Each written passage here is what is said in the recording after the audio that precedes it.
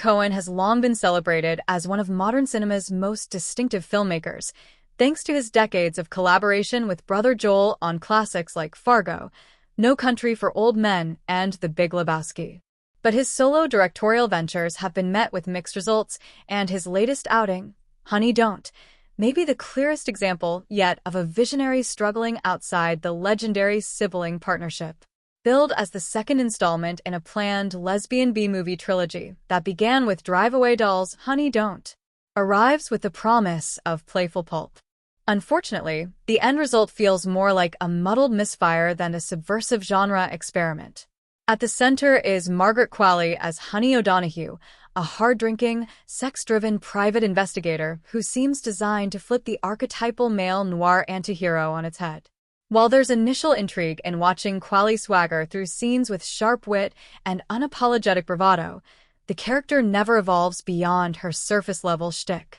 Attempts to layer in backstory and vulnerability are half-baked, leaving Honey more like a sketch of a protagonist than a fully realized one.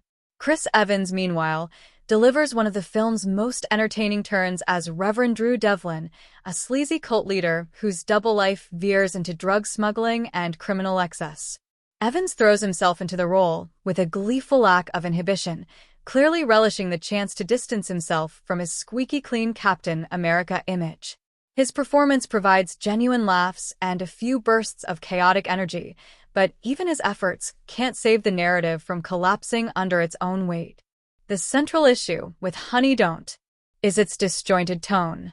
Unlike Drive Away Dolls, which embraced its campy, unserious identity, this sequel seems torn between parody and sincerity. One moment it's aiming for noir-inspired grit, the next it's indulging in slapstick absurdity, and neither mode is given enough time to breathe.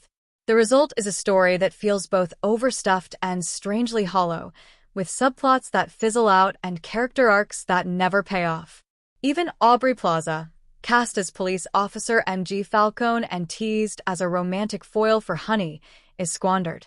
Known for her sharp comedic timing and ability to blend sarcasm with intensity, Plaza is stuck with a role that gives her little to do beyond awkward exchanges and undercooked romance beats. At just 88 minutes, the film somehow feels both rushed and exhausting, as though its creators crammed in every noir cliché they could think of without stopping to decide which ones mattered. By the end, the film's attempt at a full-circle conclusion rings hollow, leaving viewers with the impression that they've sat through an experiment that never found its footing. For a director with Coen's pedigree, Honey Don't is a surprising stumble. While Qualley and Evans give it their all, their performances are lost in a narrative that's too busy trying to be clever to actually tell a coherent story. Fans of the Coen brothers' sharp wit and layered storytelling will likely find themselves wondering how such a promising premise unraveled into one of 2025's most disappointing films.